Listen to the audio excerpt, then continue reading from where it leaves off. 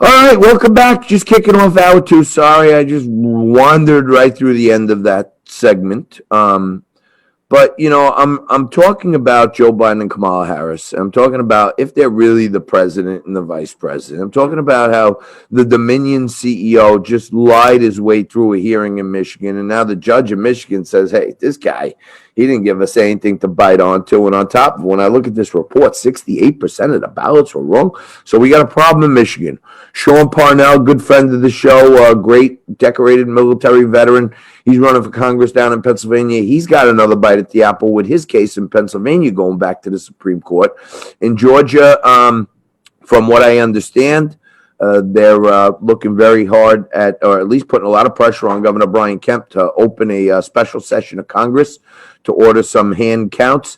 Out in Arizona, in Maricopa County, they're doing a full signature match. In Nevada, they're doing the same. So cases are still being won as we fight our way through this. And one thing you may want to take a look at, both Joe Biden and Kamala Harris were senators. And Kamala Harris is still a senator. And you start wondering, well, if they know they won, and they know they're the president-elect, how come Kamala Harris hasn't stepped down from her Senate seat yet? Is she a little concerned? Is she worried that the truth of the matter is going to come out? Are these little green shoots and trickles of light coming out about the Michigan and Antrim County and Pennsylvania, Maricopa County?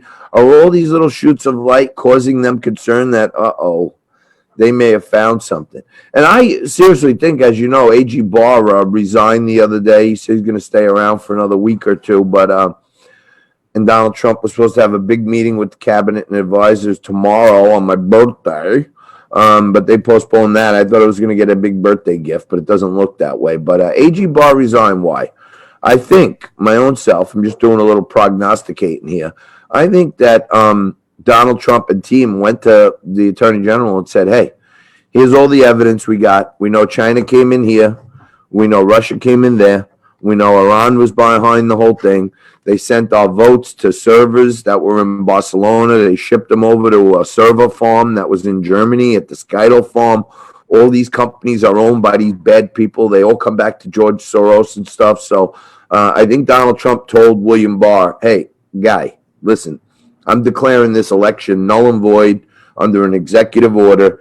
I have proof of foreign election interference, and I am going to take the constitutional route, which was set out by the founding fathers, and we are going to dump this election into the House of Representatives. And as I've told you many times before, if it goes to the House, even though they have the majority of the Congress people, and what it comes down to is this.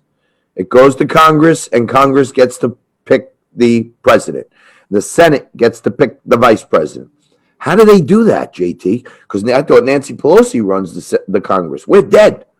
What they do is they take each state, and they take the total amount of Congress people that you have for the state. And whichever party has more Congress people gets to make the vote for that state, and each state casts one vote, okay? We got 28. They got 20. There's two that are like ties and toss-ups from what I understand. But if Donald Trump does have the balls and he's got the proof behind him to show foreign election interference, declares this thing null and void, we go very simple. It's right in the Constitution what's supposed to happen. We go to the Congress. Congress casts their votes for president. Senate casts their votes for vice president. We got the Congress. We got the Senate.